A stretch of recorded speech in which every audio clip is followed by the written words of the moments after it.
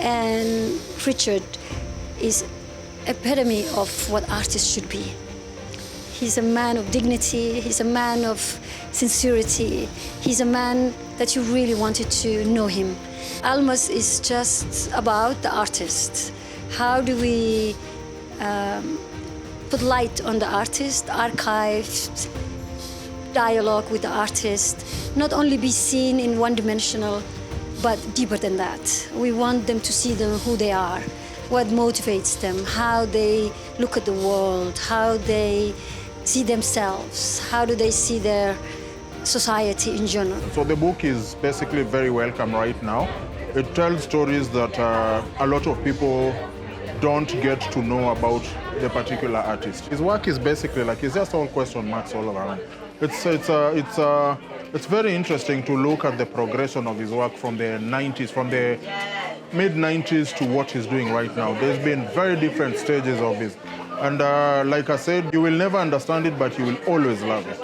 They are brilliant artworks. The conversations sometimes are not very pleasant, but because he's such an intelligent artist, he's able to make not very nice conversations seem very pleasant in paintings. Carol Lees, I'm the director of One Off Contemporary Art Gallery. We were registered in 1994 and we've been selling Richard Kimathi's art almost from those days. I spotted Richard's work at Kuona Trust and I think I can recognize a genius when I see one. He's one of Kenya's very best artists, but unfortunately has not had the deserved exposure. And this is what Almas Foundation has done for him. And we are super appreciative and grateful. And we hope now that he's going to get the recognition that he actually deserves. Kim's role, to kind of inspiring my generation of artists is pivotal. And I think what the book does that kind of encapsulates his impact and also kind of honors his his practice and dedication to the visual arts. I think one of the things that strikes me very strongly about Richard's practice is that he's very prolific with his work.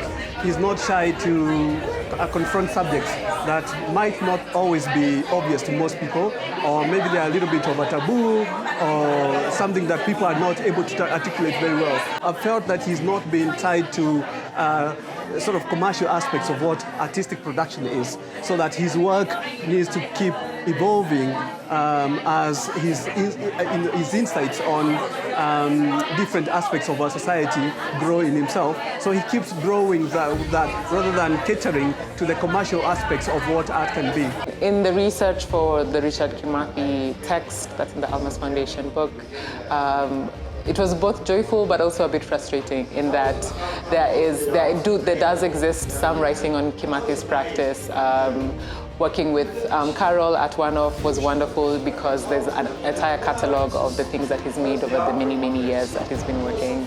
And also visiting his home studio and seeing his own personal documentation processes of his practice. I think those primary sources were really key. But in many ways, I think there were some gaps in figuring out like what else has been written about him. I think there were some texts that we were able to respond to. And so it's quite joyful in this case to then have publications and projects like the Almas Foundation book project that make it possible for more to be documented in writing of East African artists and artists from the wider African continent.